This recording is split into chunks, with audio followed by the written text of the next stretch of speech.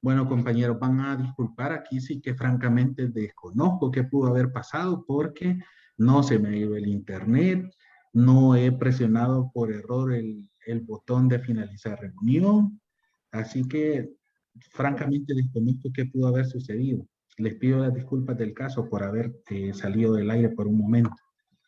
Vuelvo a compartir pantalla. No sé si quizás por estar hablando sobre temas de seguridad del Estado hayan, qué sé yo, intervenido, ¿verdad? ¿Qué les parece? El maestro, Sí, sí, díganme. como lo que hicieron los de Tigo y Claro cuando aquí el presidente les estaba, bueno, aquí así coloquialmente, soltándoles una loga, que Ujú. por lo, no sé si quién tendrá así el internet y el cable residencial, que toda la señal se fue en plena cadena y eso ya era cuestión de que alguien les dijo de que cortaran la señal por lo menos ahí, tal vez. Sí, no, solamente estaba bromeando. En realidad, creo yo que de todo lo que hemos dicho, pues no hay nada que resulte comprometedor ni nada, ¿verdad? Solamente estaba haciendo ahí el apunte, pero sí me parece bastante raro la forma en que salimos de la conexión. Bueno, antes del incidente les preguntaba, teniendo en cuenta, digamos, los aspectos generales que se plantean en el supuesto, ¿cómo creen o qué interés constitucional creen que en este caso en particular debe prevalecer?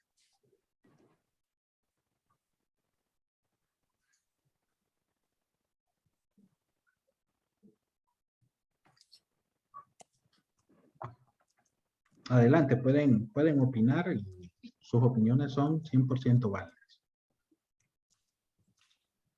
Licenciado Raúl. Gracias, maestro. Fíjese que realmente podríamos verlo desde ambos lados, ¿verdad? Pero le voy a explicar por qué desde un lado y por qué desde el otro.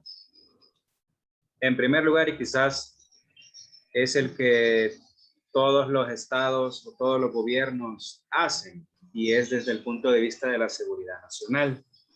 La seguridad nacional, pues, es un asunto del Estado y debe de procurarse sí o sí en todas las naciones, ¿verdad? Ejemplo de ello, pues, la gran nación del norte, ¿no? Estados Unidos, que su seguridad nacional es lo primero, incluso antes que la persona individual como tal, porque hay muchas garantías que no son respetadas en nombre de la seguridad nacional, ¿verdad? Por ejemplo, prueba de ello después de los atentados del 11 de septiembre, creo que fue, ¿verdad? Ya los derechos individuales pues pasaron a un segundo plano y vamos a asuntos de seguridad nacional, ¿no? Revisar a las personas, obligatoriedad de muchas cosas.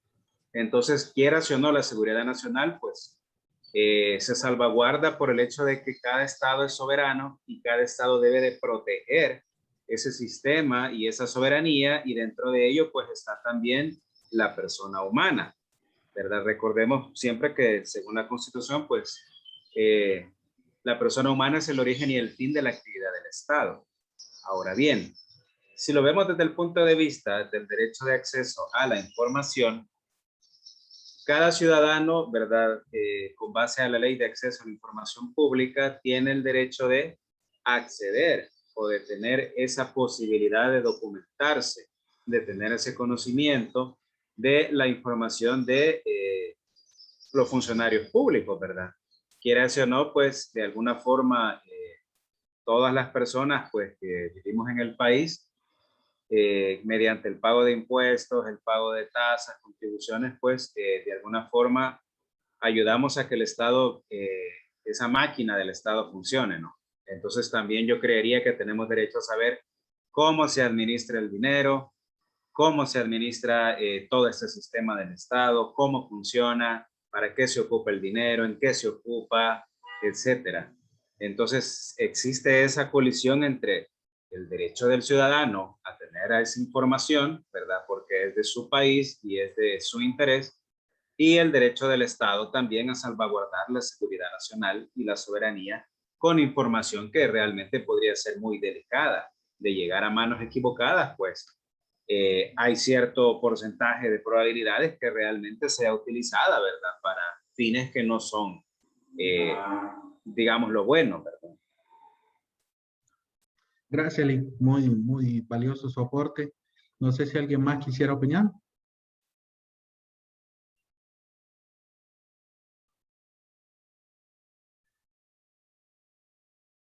Bien, bueno, en relación con este caso, y vuelvo a una idea que mencionaba anteriormente, y ya lo señaló también el licenciado Raúl, ¿verdad? Él hace como una exposición entre dos intereses constitucionales que resultan igualmente válidos.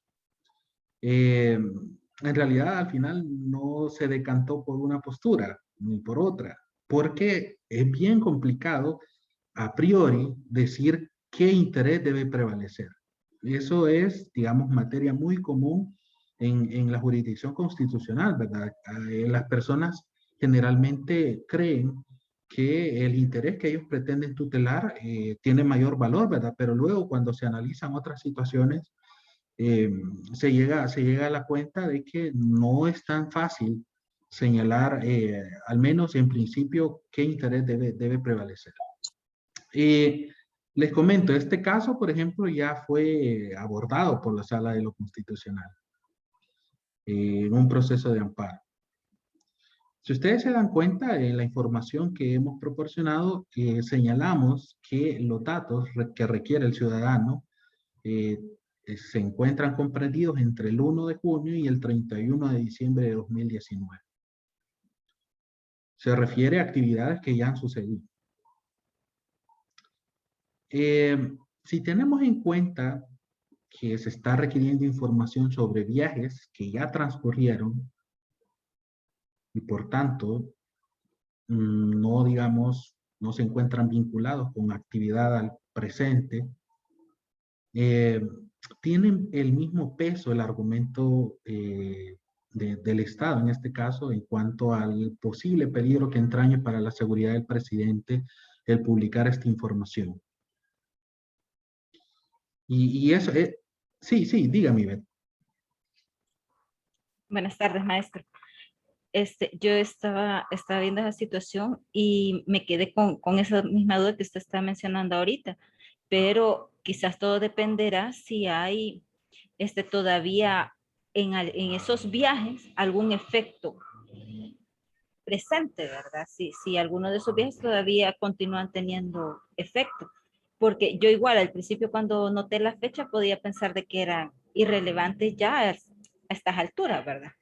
Pero yo pensaría que dependería de eso. Al final, como usted dijo hace un momento, depende del contexto, ¿verdad? De valorar cada situación. Además, también es importante el hecho de saber para qué el ciudadano quiere esa información, ¿verdad? Y ponderar entonces ahí que es el derecho que prevalece. Gracias, Ivette. Bueno, en primer lugar, respecto a lo que usted mencionaba y a la última idea, ¿verdad? En cuanto a justificar para qué se quiere una información, pues mencionar que en el derecho de acceso a la información pública, usted no tiene que justificar en absoluto para qué quiere la información.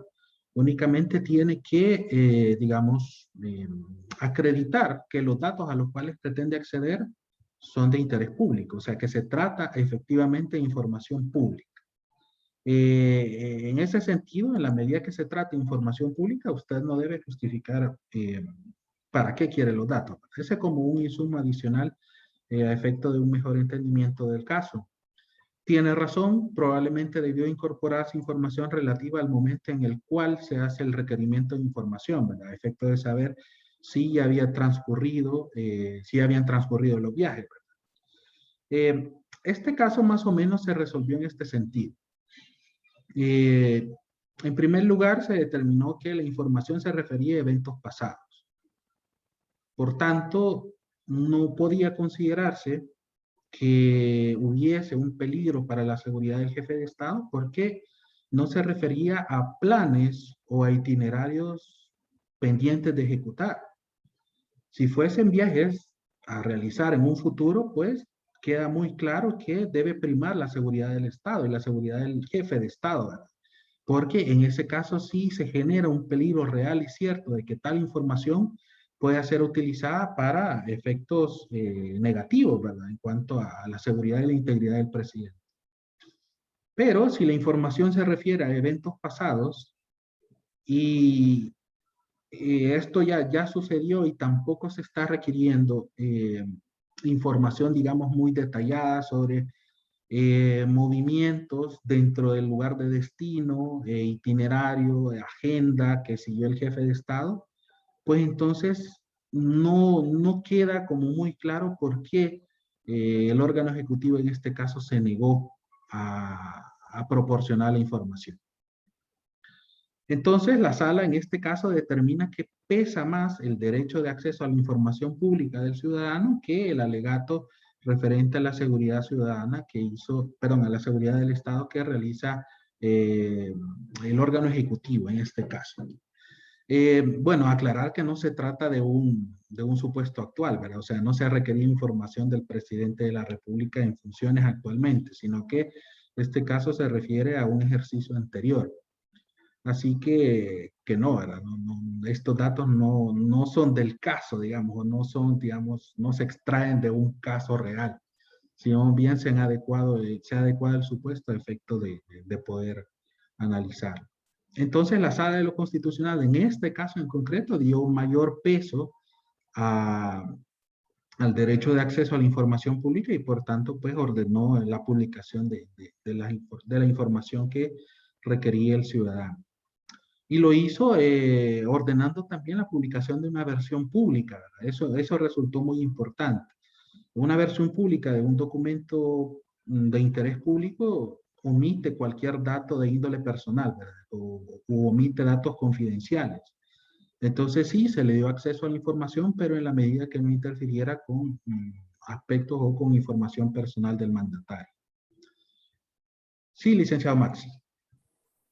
Como manera de coyuntura fue el caso de que al dar la información no solo dio el periodo, sino que fue la sentencia, bueno, el presidente de turno dio desde el presidente Cristiani hasta él, creo yo que esa es la sentencia, que así fue como dio la respuesta el presidente, o es otra.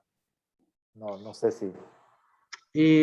No, en realidad en este caso, al menos el que yo utilicé como base para plantear el ejercicio, únicamente se hizo referencia a un presidente, ¿verdad? No se fue como, digamos, más atrás, sino que, digamos, se mantuvo, se circunscribió la información al periodo específico que habían requerido. Y aparte de información sobre los viajes del presidente, también se requirió otra información, ¿verdad? Como por ejemplo el monto de los gastos de casa presidencial en publicidad, y también aspectos de gastos en recepciones del cuerpo diplomático acreditado en el país, ¿verdad? Eso también como parte del derecho de acceso a la información pública y la Contraloría Ciudadana. Entonces, este caso, digamos, es como ejemplificativo del tema de la colisión entre normas constitucionales, ¿verdad?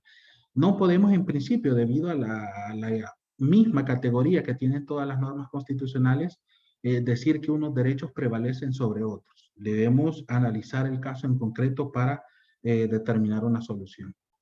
Y bueno, y muchas veces debido a la falibilidad humana, ¿verdad? Incluso cuando se llega a una definición de un conflicto de este tipo, no se puede garantizar que la solución en ese caso es la idónea, es la adecuada.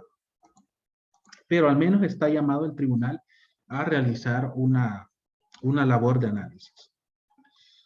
Bien, ahora vamos a referirnos brevemente al tema de los derechos fundamentales, que es, digamos, ya como para ir entrando en materia de lo que nos atañe en cuanto a la maestría en Derecho de Familia. Bueno, en primer lugar, pues mencionar que la idea de derechos fundamentales es básicamente de la misma sustancia que la de derechos humanos. De hecho, hay una teoría, o más bien, digamos, de las dos concepciones principales en la filosofía del derecho, que es el justnaturalismo, plantea que en el estado de naturaleza o en el estado natural, el hombre tenía ciertos derechos, ¿verdad? Lo que nos referíamos en alguna de las sesiones anteriores, derechos naturales, derechos inherentes a la persona anteriores a la conformación del Estado, inalienables e inviolables, imprescriptibles, irrenunciables e intransmisibles. Lo que acabamos de mencionar se identifica plenamente con la definición que actualmente se reconoce de derechos humanos. El punto es que estos derechos, si bien en un principio fueron reconocidos como parte de la condición humana, o inherentes a la condición humana, el asunto es que no había un cuerpo normativo específico que reconociera tales derechos. Entonces, aquí encontrábamos inconvenientes con el principio democrático, según el cual, digamos, la voluntad de la mayoría conformada, más bien de una colectividad conformada en Estado, se manifiesta a través del órgano legislativo y a través de la mayoría. El problema es que al no estar positivizados tales derechos, venía cualquier individuo y podía reivindicar el goce de estos derechos en la medida que favoreciera mayoritariamente a sus intereses. Había una especie de anarquía en este sentido. Por ende, se consideró la necesidad de que estos derechos naturales, estos derechos inherentes a la persona humana, fuesen positivizados, es decir, adquirieran categoría de normas jurídicas. Y eso es precisamente lo que plantea el iuspositivismo. Este señala que únicamente tienen carácter de fundamentales o se deben entender como inherentes a la condición humana aquellos derechos que el poder determina como tales. Solo cabe hablar de derechos humanos en la medida que existe un ordenamiento jurídico que los reconozca. Bueno, respecto de esto, podemos hacer un pequeño comentario respecto a la realidad jurídica salvadoreña actual. Sin duda, la Procuraduría para la Defensa de los Derechos Humanos es una institución valiosa, es una institución capital en el entramado institucional salvadoreño. Su labor se circunscribe a la defensa de los derechos humanos, ¿verdad? Que son todos aquellos reconocidos en tratados internacionales y a los cuales se le da la categoría de tales, ¿verdad? Y revisten las características a las cuales hemos aludido anteriormente. Pero hay un inconveniente en cuanto a la función de la PDDH. Y es que, si ustedes se dan cuenta, los pronunciamientos de la PDDH, las sentencias o las resoluciones que emite el procurador, no tienen carácter vinculante. Únicamente sirven, digamos, como una especie de censura pública, ¿verdad? Para aquella persona o institución que es hallada culpable o responsable de vulneración a derechos humanos. Entonces, el problema, digamos, de no reconocer a ciertos derechos dentro del texto constitucional radica precisamente en eso, que al momento de configurar las garantías institucionales para la defensa de tales derechos nos encontramos ante un problema, porque si digamos la legitimidad o el ejercicio de determinados derechos y prerrogativas en un Estado tiene que ver con la voluntad popular y lo que la mayoría decide que resulta importante, entonces no podemos hacer caso omiso de la ley como instrumento que contiene esa voluntad popular. Y ese es el problema. Por eso es que el iuspositivismo en su momento advirtió la necesidad de que los derechos naturales y aquellos que se consideraran particularmente relevantes fuesen incluidos dentro de un texto normativo. Y si lo eran,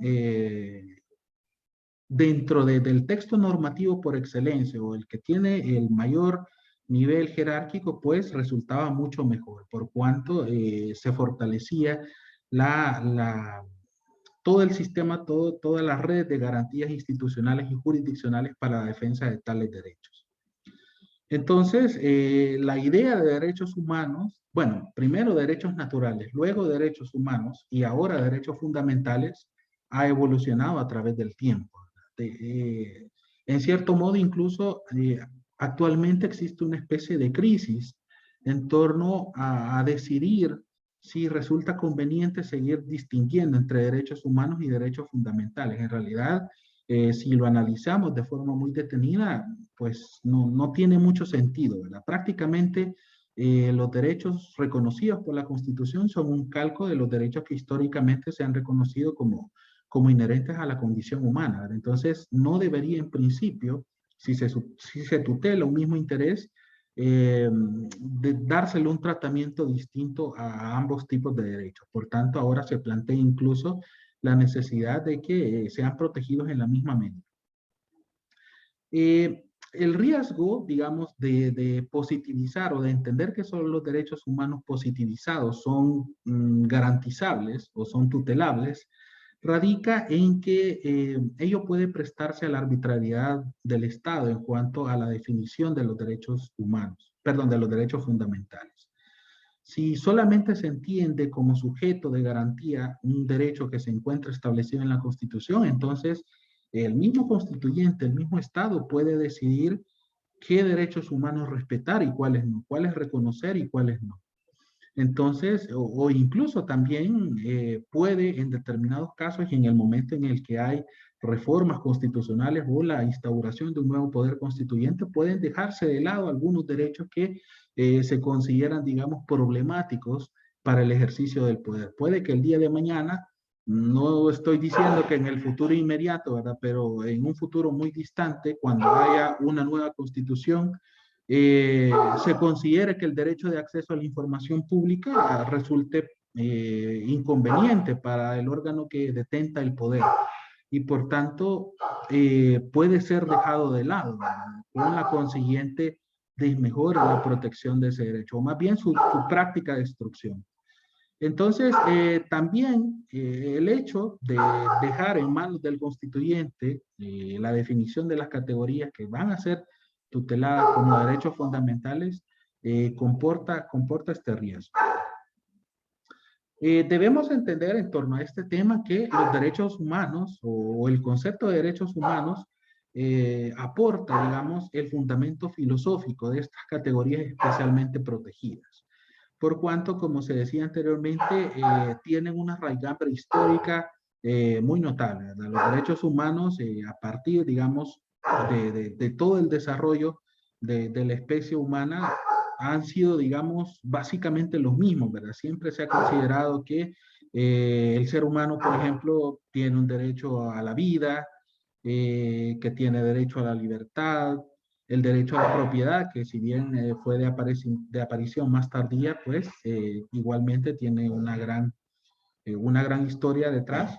Y en general se considera que los derechos humanos filosóficamente se consideran como parte de la naturaleza humana. Por tanto, contribuyen desde un aspecto filosófico a entender cuáles son los verdaderos intereses o los elementos más fundamentales que se consideran como parte de la plena realización del ser humano.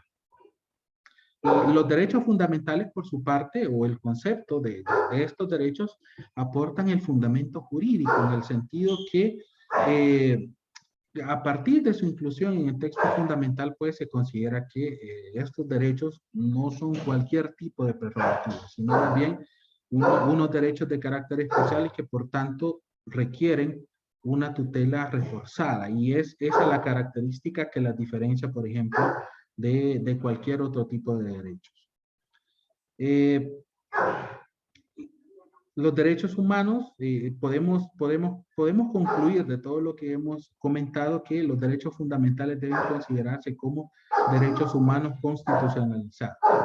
Por tanto, como decíamos anteriormente, ya no conviene o ya no resulta sostenible una distinción entre derechos humanos y derechos fundamentales.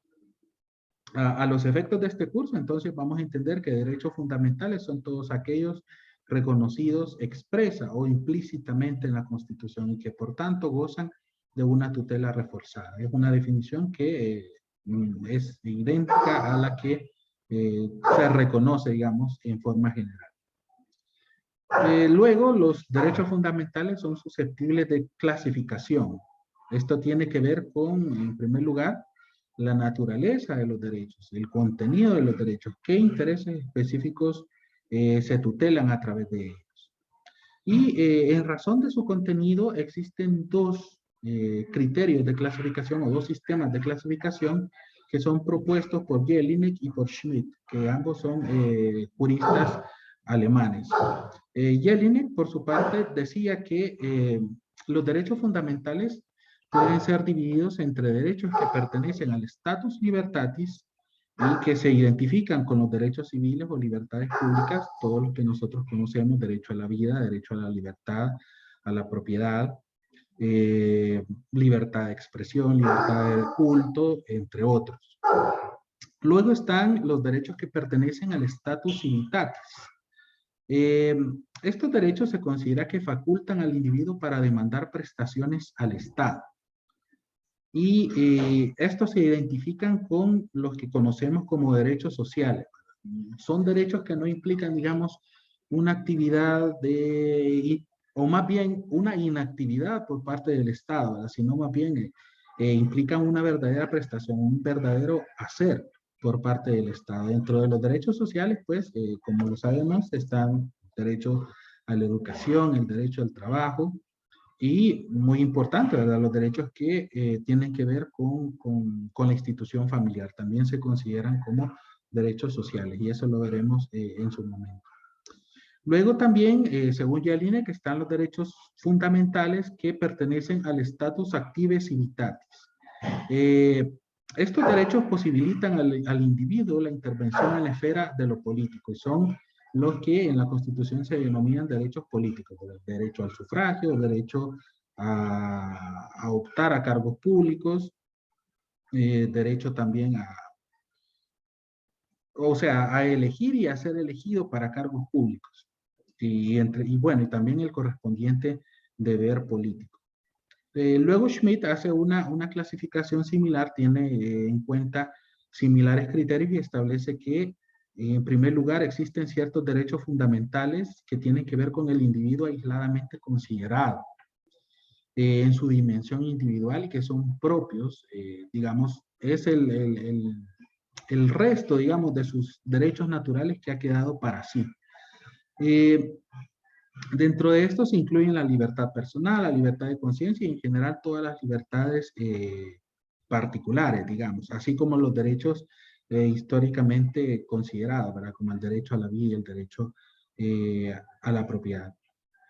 Luego tenemos derechos del individuo en su relación con los demás. Estos no implican, digamos, al individuo como tal, sino más bien, digamos, regulan su relación con otros miembros de la comunidad instaurada en Estado.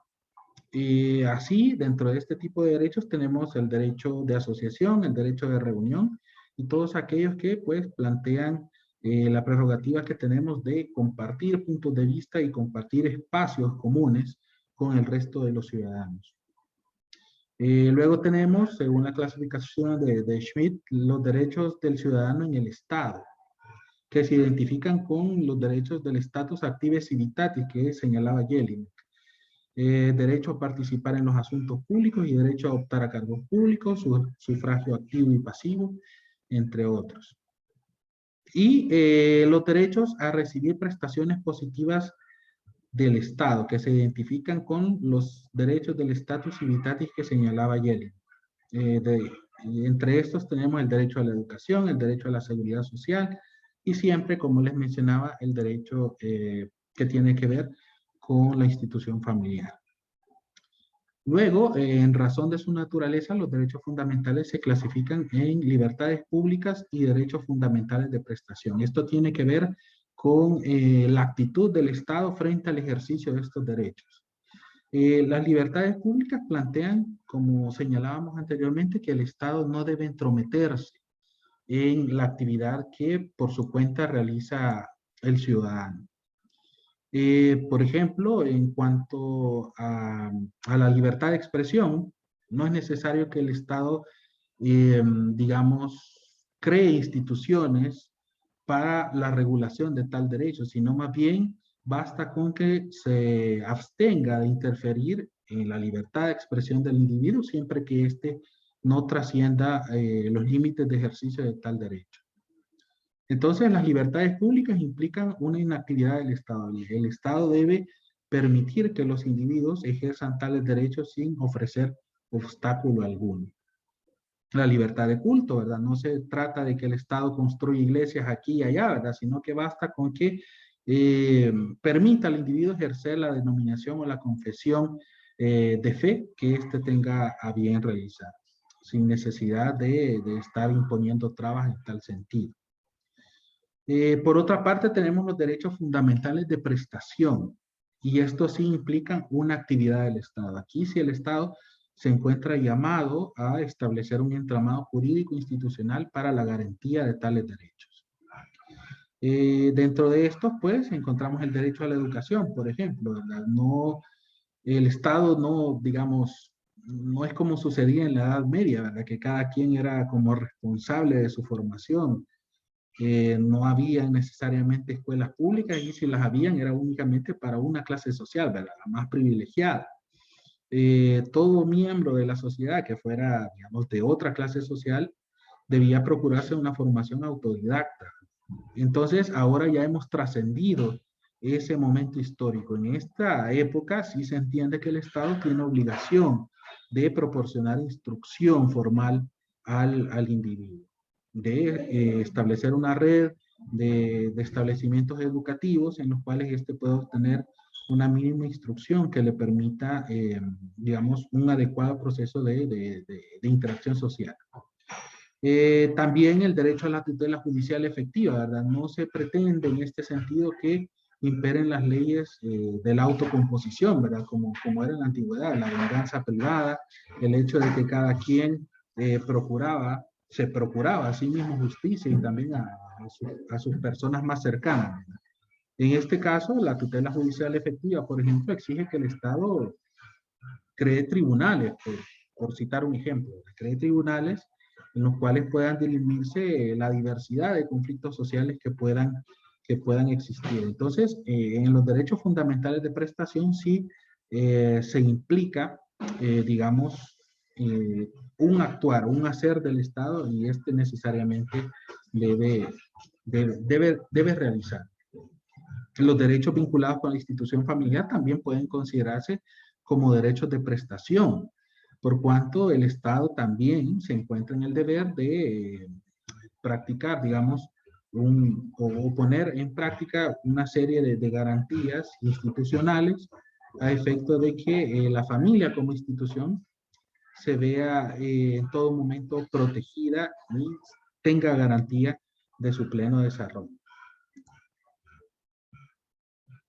Bien, digamos, según lo que hemos citado con anterioridad, la nota característica de los derechos fundamentales radica en la tutela reforzada que estos tienen. Es decir, con esa característica se pretende que los derechos fundamentales no sean letra muerta, no estén escritos en papel mojado, sino que en realidad tengan plena vigencia, y en caso de vulneración de tales derechos, el ciudadano tenga la posibilidad de exigir su reparación.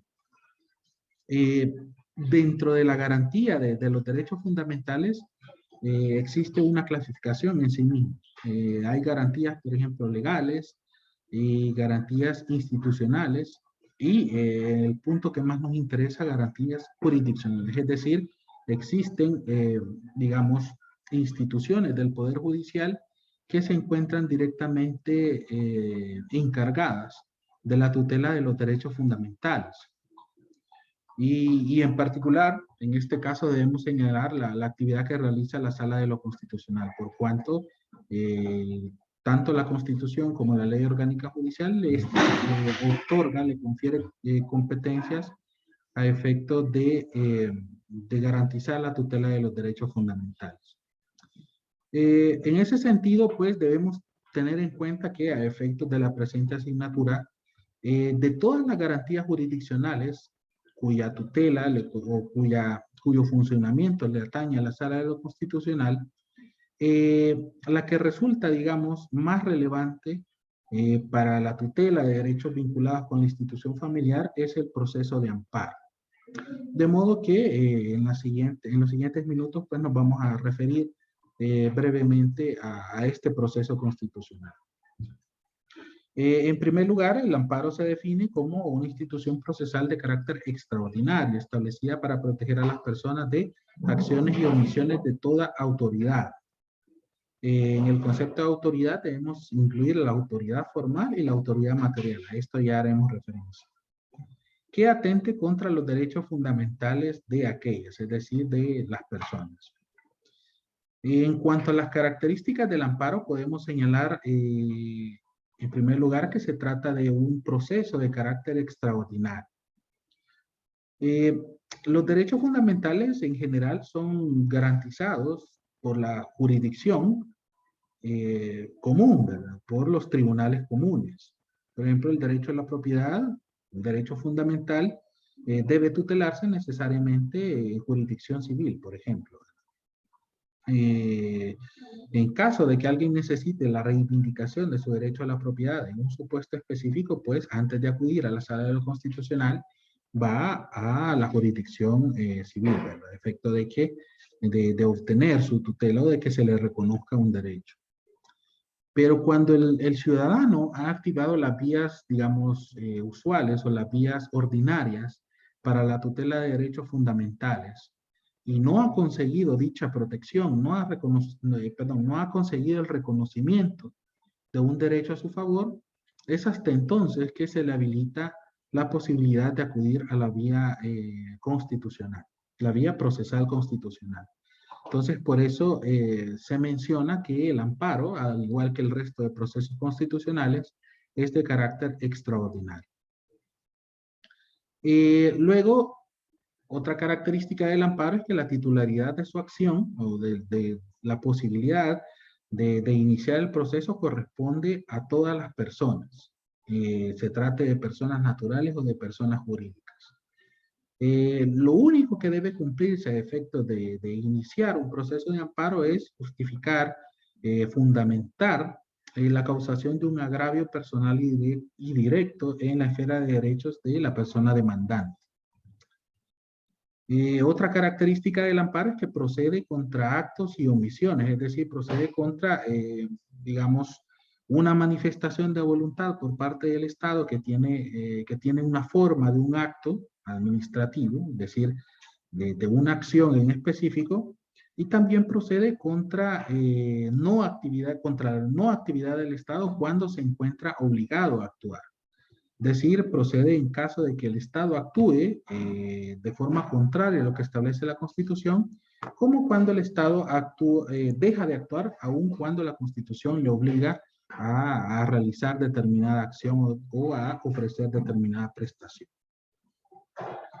Luego el amparo también se interpone, u otra de sus características es que se interpone contra autoridades formales y autoridades materiales. Las autoridades formales son las que nosotros conocemos como autoridades públicas. Toda aquella persona perteneciente al organigrama estatal que tenga poder de decisión, pues debe considerarse como autoridad pública. Y en la medida que en el ejercicio de esa función afecte derechos fundamentales, entonces es susceptible a tener la calidad de demandado en un proceso de amparo. Pero el concepto de autoridad no debe limitarse a la autoridad formal, es decir, aquella que el Estado designa, sino también deben considerarse como autoridades materiales aquellos particulares que participen de una relación jerárquica de respecto a otras personas. Aquí hablábamos sobre la evolución que ha tenido la sociedad, ¿verdad? Y las formas diversas de relación entre individuos que frecuentemente colocan a unos y a otros en una posición de supra-subordinación. Por ejemplo, cuando alguien pertenece a una asociación sin fines de lucro, sea para el fin que sea, está sometido, digamos, a las reglas, a las normas de ese grupo. Y en esa asociación hay un órgano de gobierno que ejerce la autoridad dentro de la asociación, ¿verdad? Entonces, en ella, por ejemplo, hay normas relativas a infracciones, hay causales de expulsión de la asociación, por ejemplo. Y en ese sentido podemos ubicar que aun cuando se trata de una entidad formada por particulares, estos particulares en cierto modo están ejerciendo un poder o pueden intervenir en la esfera de derechos de esta persona que pertenece a la asociación. En ese sentido también se considera que el concepto de autoridad debe trascender a la autoridad meramente formal y debe incluir también aquellos supuestos en los cuales particulares ejercen un poder sobre sus semejantes.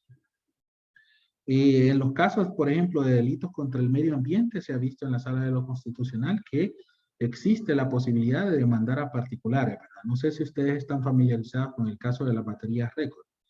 Ahí uno de los demandados fue la compañía que fabricaba esa batería, ¿verdad? Por cuanto en el ejercicio de su actividad empresarial, pues resultó, al menos teóricamente, como responsable de afectación a intereses colectivos, ¿verdad? El derecho a la salud de muchas personas en el occidente del país. Entonces ahí podemos ver que también las relaciones actuales, la configuración actual de la sociedad, da pie a que existan estas relaciones desiguales de poder. Y ante ello, la jurisdicción constitucional no puede hacerse la ciega, ¿verdad? No puede hacerse la vista gorda. Y por ello también se ha creado el concepto de amparo contra particulares, al cual nos vamos a referir en breve. Y la última característica del proceso de amparo es su objeto de conocimiento, digamos.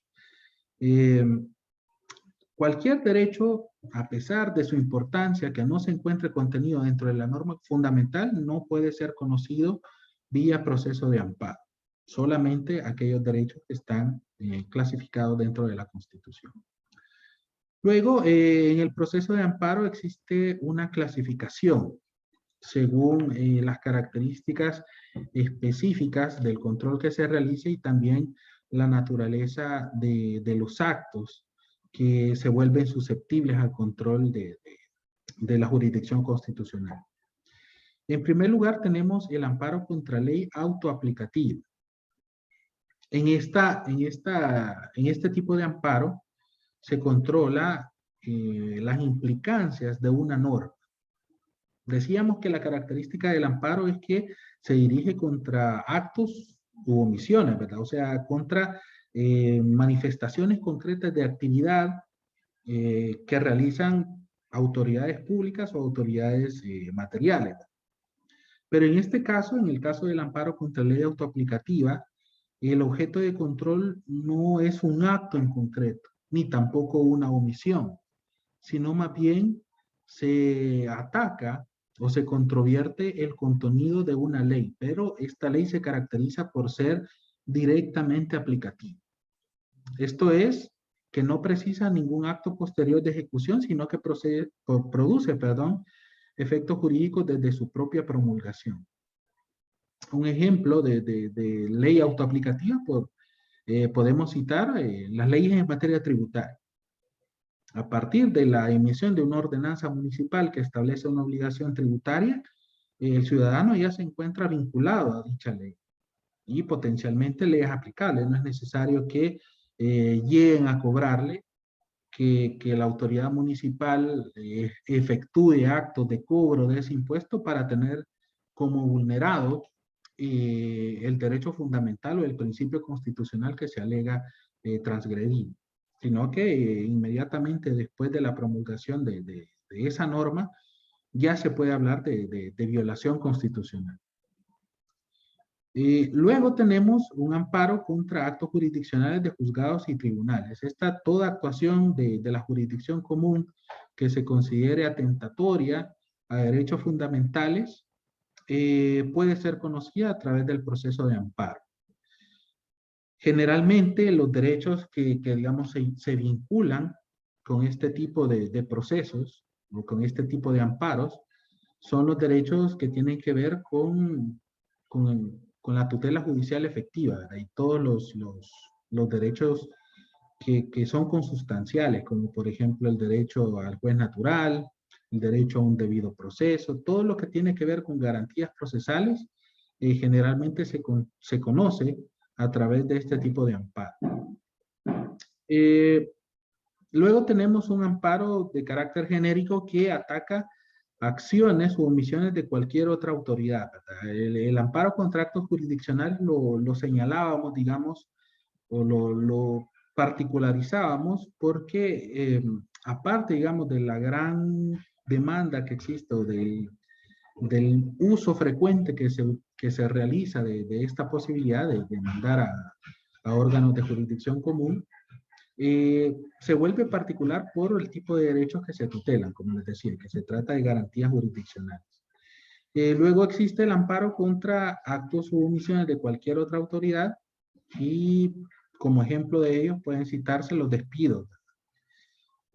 Otro tema muy en boga recientemente, si una autoridad decide despedir de forma arbitraria a un empleado, pues se considera algo que puede, o un hecho que puede ser conocido por la jurisdicción constitucional. Una característica de estos actos, de las acciones o omisiones de cualquier autoridad es que deben tener carácter de definitivos. Si se trata de actos que pueden ser remediados, por ejemplo, mediante el uso de recursos o de la vía impugnativa ordinaria, no se considera cumplido este requisito y por tanto el amparo se declara improcedente. Luego tenemos amparo contra ley heteroaplicativa. Esta procede contra aquellos actos de aplicación de una disposición general que requiere para vulnerar el derecho presuntamente conculcado un acto de aplicación posterior. Decíamos que, por ejemplo, las normas tributarias en materia municipal son directamente operativas, ¿verdad? O directamente ejecutivas, por cuanto a partir de su promulgación ya generan una obligación tributaria para el contribuyente. Pero en el caso de la ley heteroaplicativa, esta, para entender por vulnerado el derecho, debe o necesita un acto de aplicación posterior. Ejemplo de este tipo de leyes son las leyes que establecen sanciones administrativas, por ejemplo, en materia de tránsito. Las que establecen las multas son leyes heteroaplicativas por cuanto si la persona, digamos, no entra dentro del supuesto en el cual se le va a aplicar la multa, entonces no se puede hablar de una transgresión, sino que debe, digamos, necesariamente el ciudadano infringir la norma y aplicársele la sanción para entender como vulnerado el posible derecho fundamental que se alegue. Digamos, en este tipo de amparo contra ley heteroaplicativa se ataca el acto en sí, pero también se pretende, digamos, que el pronunciamiento tenga un efecto, digamos, que irradie a otras situaciones similares. Ya no es únicamente reivindicar la propia afectación a los derechos, sino que digamos, se pretende que este criterio que se adopte en un amparo de este tipo pueda ser aplicado a casos similares. Esto, la figura de amparo contra ley heteroaplicativa es básicamente fronteriza con el proceso de inconstitucionalidad, ¿verdad? Cualquiera diría que la vía procesal idónea para abordar este tipo de supuestos resultaría quizás mejor el proceso de inconstitucionalidad. Pero la diferencia es que aquí hay actos concretos de la autoridad que permiten, digamos, establecer de una forma más concreta la vulneración. Finalmente tenemos el amparo contra particulares. Ya decíamos que en principio los derechos fundamentales tienen a su base la protección del individuo frente a la arbitrariedad del poder público. Pero ya lo señalábamos, no solo el Estado tiene potencial de afectar la esfera jurídica de las personas y de hacerlo en franca vulneración a derechos constitucionales, sino que también los particulares en determinados casos pueden afectar tales derechos. La razón también para crear el amparo contra particulares radica en evitar zonas exentas de control. ¿Qué sucede cuando existe afectación a derechos fundamentales y no puede atribuírsele a una autoridad pública esa vulneración? Puede darse el caso de que no haya digamos, un órgano jurisdiccional o más bien una institución perteneciente o adscrita al órgano judicial a la cual se puede acudir para la tutela de un derecho en específico. Eso sucedía, por ejemplo, antes de que se implementara la jurisdicción ambiental, ¿verdad? ¿A quién acudía uno en ese tipo de supuestos? Era como muy complicado, ¿verdad? Había que encuadrarlo en la jurisdicción civil, pero resultaba como muy complicado hacerlo. Entonces, eso mismo se pretende con el amparo contra particulares, evitar zonas exentas de control dentro del ejercicio de los derechos fundamentales. Por otra parte, también el amparo contra particulares, como lo decíamos anteriormente, tiene a su base la eficacia horizontal de los derechos fundamentales, en el sentido de que estos no solo, digamos, deben exigirse de las autoridades públicas, sino que también pueden ser exigibles a terceros. Bien, en cuanto al ámbito de protección del amparo, este se divide en un ámbito subjetivo y en un ámbito mediato u objetivo. El ámbito de protección subjetivo se refiere al interés particular de la persona, ¿verdad? Cuando cualquier demandante llega ante la sala de lo constitucional, no llega o al menos cuando interpone un proceso de amparo, no llega por amor al derecho o por amor a la ley, ¿verdad? Llega con la intención de que se le restituya un derecho fundamental presuntamente vulnerado. Entonces, el ámbito inmediato subjetivo del proceso de amparo radica en la satisfacción de ese interés particular, de proteger, de ejercer una tutela efectiva sobre los derechos fundamentales de la persona, del demandante. Aquí hay que puntualizar que el amparo se encarga de la tutela de todo derecho fundamental a excepción de la libertad personal, cuya protección es materia del habeas corpus. Pero también el amparo tiene un ámbito de protección objetivo. Y a esto se le denomina, también dimensión objetiva de los procesos constitucionales. ¿Qué implica la dimensión objetiva de los procesos constitucionales? Para resolver en un caso específico si ha existido una vulneración de derechos fundamentales o no, lo primero que debe hacer la Sala de lo Constitucional es definir al derecho fundamental. ¿Cuál es su concepto? ¿Cuáles son sus alcances? ¿Cuáles son sus presupuestos de vulneración? ¿Qué autoridades están llamadas a la protección de tal derecho? Entre otros aspectos. Entonces, cuando la Sala de lo Constitucional hace esa labor de análisis en un proceso en específico, no solamente tiene pretensión de aplicarlo en ese caso en concreto, sino que luego, por el principio de stare decisis, todo criterio que se adopte en un caso, en un proceso de amparo, se vuelve directamente aplicable a otros casos en particular. Y en concreto, cuando la Sala de lo Constitucional establece los alcances de un derecho fundamental, esto también sirve como parámetro para el resto de autoridades públicas del Estado a efecto de comprender de mejor manera su función, de entender cuándo en el ejercicio de sus facultades pueden estar incurriendo en una vulneración a derechos fundamentales.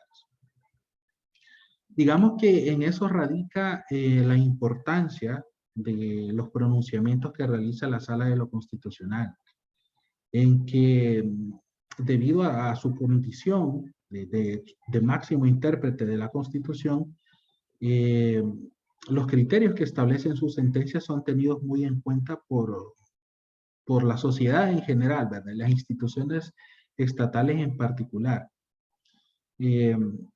Si ustedes se dan cuenta, bueno, nosotros mismos, ¿verdad? En el ejercicio libre de la profesión, cuando deseamos, qué sé yo, fundamentar determinada pretensión, acudimos frecuentemente a lo que ha dicho la sala en determinado aspecto, ¿verdad? ¿Cómo ha definido un derecho? ¿Cuáles son las condiciones de ejercicio que ha establecido? ¿Cuáles son los límites de las autoridades públicas? Entonces, en eso radica el ámbito inmediato u objetivo del proceso de amparo. En el establecimiento de criterios de interpretación que luego se vuelven vinculantes, tanto para el Tribunal Constitucional como para el resto de instituciones públicas. Bien, haremos una breve mención sobre los sujetos procesales en el amparo. En primer lugar, tenemos a la parte actora, demandante o pretensor, es aquella persona que alega una amenaza o vulneración u obstaculización del ejercicio a un derecho fundamental. La parte actora puede tratarse de un solo individuo, puede tener un carácter plurisubjetivo, es decir, varios individuos demandando una misma situación, ¿verdad? Que fue lo que ocurrió en el caso este de las baterías récord. Al final tuvieron calidad de demandantes todas las personas que habitaban esa comunidad en la cual la actividad de la fábrica de baterías produjo afectaciones. Luego tenemos la autoridad demandada. Esta es toda autoridad pública o particular que en virtud de una acción u omisión ha vulnerado derechos fundamentales. Igualmente puede tratarse de una sola autoridad pública o de varias autoridades públicas. En ese caso de las baterías récord, se demandó al particular, como les decía, se demandó a la Fiscalía General de la República por no haber, digamos, por no haberle dado trámite oportuno al proceso penal que se seguía en contra de esa empresa. También se demandó al Ministerio de Medio Ambiente por no haber accionado, no haber tomado cartas en el asunto de forma oportuna. E incluso se demandó al Consejo Municipal de la localidad en la cual se encontraba esa fábrica de baterías, porque al parecer había existido falta de control al momento de otorgar el permiso de funcionamiento de la fábrica. Entonces, la autoridad demandada igualmente puede ser plurisubjetiva, puede estar compuesta por varios. Luego tenemos el fiscal de la Corte. Este funcionario participa en calidad de amicus curiae. ¿Qué significa esto?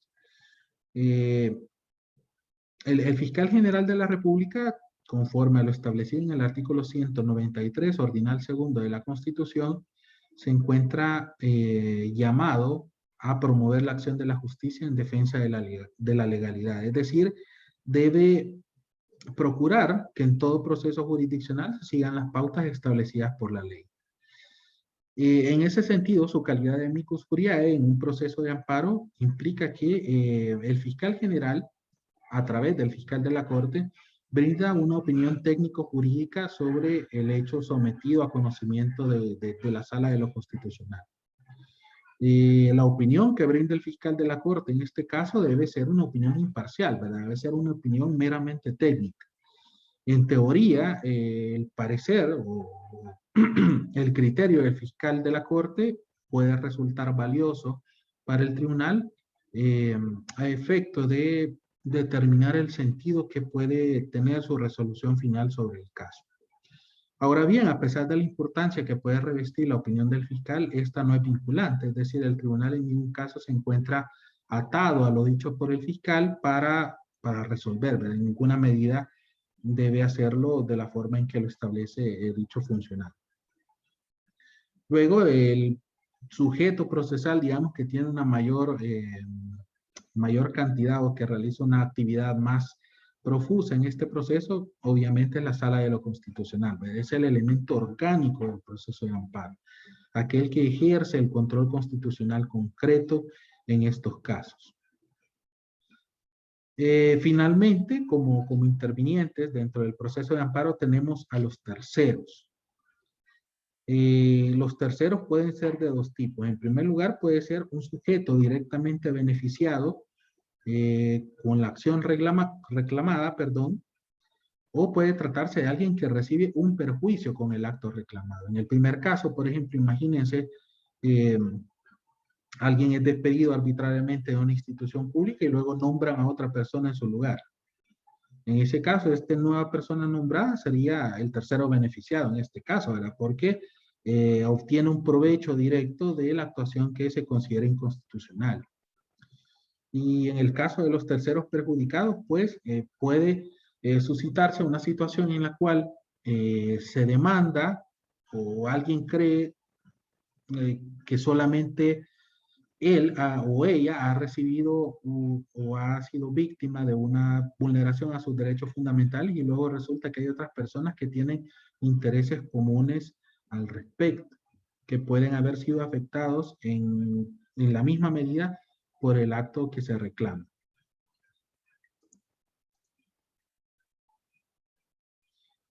Bien, compañeros, a efectos del tiempo me gustaría preguntarles si tienen alguna interrogante respecto a lo que hemos visto en la clase de hoy o si desean hacer un comentario. Tiene la palabra.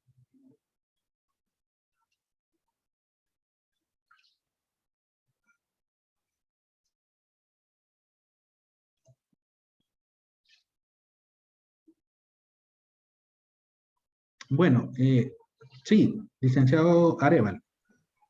Muchas gracias. Bien, sobre el recurso del amparo, lo que nos ha comentado, en alguna medida, pues, era de algún conocimiento de mi parte, pero ya quizás en la práctica, los que hemos tenido la oportunidad de utilizar esta institución jurídica, nos hemos encontrado que a veces la tardancia o la dilación que existe, ¿verdad?, por parte del tribunal al emitir una respuesta a veces complica aún más la situación. Entonces, es muy bueno el recurso o la institución jurídica, pero ya en la práctica la efectividad a veces cuesta que se lleve a buen término. Eso sería todo. Gracias, Lick. En efecto, tiene usted razón, ¿verdad? Creo yo que quizás la mora es uno de los principales problemas que aqueja no solo a la sala de lo constitucional, sino al sistema judicial en general, ¿verdad? No quiero decir que todos los tribunales tienen mora, pero bastante sí. Fíjese que a efecto de eso que usted menciona, resultó especialmente importante el hecho de ampliar el alcance de las medidas cautelares en el proceso de amparo. Porque, y eso fue con la conformación subjetiva inmediatamente anterior a la que terminó funciones este año. Es decir, a los que le denominaban los cuatro fantásticos, que para algunos probablemente no lo sean tanto. Entonces, lo que le quiero decir es que en esta conformación subjetiva se impulsó mucho el tema de las medidas cautelares innovadoras y ello daba en cierto modo algún tipo de alivio y evitaba el perjuicio que usted señala que ocurre cuando el caso se tarda mucho en ser resuelto, ¿verdad? Por ejemplo, imagínense que en un caso de derecho a la salud, usted necesita un tratamiento médico urgente, ¿verdad? Y estamos esperando a que la sala emita sentencia. Bueno, capaz se muere usted y nunca le resuelven, ¿verdad? Entonces, para ese propósito tiene mucha importancia la posibilidad de obtener medidas cautelares, ¿verdad? Y eso también es relevante desde el punto de vista de la litis, porque usted cuando acciona el proceso de amparo tiene que analizar si es posible algún tipo de medida cautelar, ¿verdad? Y en ese caso tiene una mayor perspectiva de garantizar el derecho porque a través de esa medida cautelar se le estaría dando una protección al menos temporal. Licenciada Lidia y luego licenciada María Magdalena. Buenas noches. Bueno, yo solamente comentarle que me han parecido muy interesantes la jurisprudencia que usted ha relacionado, ¿verdad? Bueno, todas, ¿verdad? Igual en esta semana me pareció muy interesante, en especial la de cómo se violentó el debido proceso, ¿verdad? En el proceso de amparo de la persona que se le había con la sentencia en donde se había promulgado lo que era la pérdida de la autoridad parental, ¿verdad? Entonces me pareció muy, muy interesante y bien específico pues de la materia en familia, ¿verdad? Y como usted decía, no hay que ver las sentencias pues solamente desde el punto de vista de la resolución como tal, sino que todos los precedentes constitucionales, ¿verdad? Que todas las consideraciones que hace en cuanto al debido proceso, ¿verdad? Entonces, me pareció muy interesante. Y de ahí, pues, la tarea me ha gustado muchísimo lo del ensayo que estamos preparando porque realmente hay tanta información. Yo cuando leí que decía 5 páginas, dije yo, me asusté. Entonces, porque dije yo, pero ya después hay tanta información al respecto, entonces, y cómo hay que ir depurando todo, ¿verdad?